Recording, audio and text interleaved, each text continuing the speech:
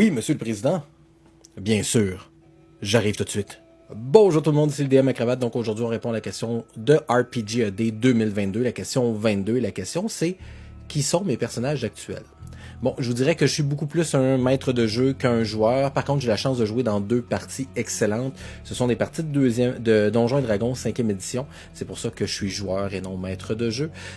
Et mes personnages sont les suivants. Donc, mon premier, c'est Eduardo Horacio Santiago Hernandez.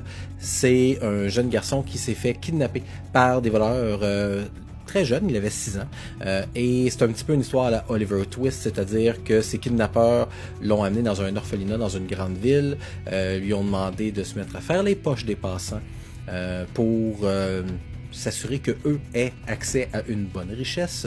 À un certain moment donné, il y a eu tellement de plaintes face à cet orphelinat que l'orphelinat a été démantelé, mais Eduardo, qui n'est pas son vrai nom, a été laissé à lui seul dans la rue et a dû faire sa vie par lui-même. Donc il est devenu barde, alliant magie et son intérêt pour le vol qui provenait de ses anciens patrons, si on veut, de ses anciens parents, et il s'est mis à faire toutes sortes d'aventures jusqu'à ce que le reste de son équipe le retrouve en prison avec Frug, un jeune gnome. Donc c'est comme ça qu'ils ont commencé leur petite troupe et qui se sont mis ensemble. Et si vous voulez suivre les aventures de Eduardo, vous pouvez aller sur ma chaîne Twitch qu'il y a dans la biographie. C'est la partie du dimanche, donc c'est un dimanche sur deux. C'est la partie qui s'appelle La Compagnie des Bois d'Argent, qui est narrée par le Barely DM.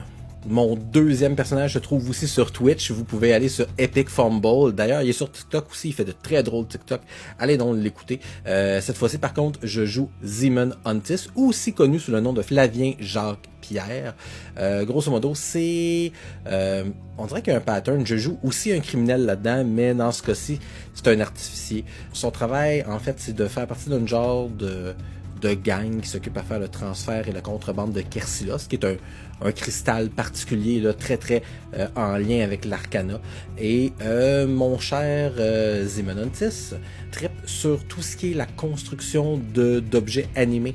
Donc il utilise justement ce Kersilos-là pour donner vie à ces objets. C'est un être un peu antipathique, contrairement à Eduardo qui est très coloré, très sympathique, a de la difficulté à tisser des liens, mais tranquillement il le fait. Par contre, c'est un homme de famille qu'on a pu le voir comme on a pu le voir dans un certain épisode où on rencontrait sa famille. C'est une famille chaleureuse et très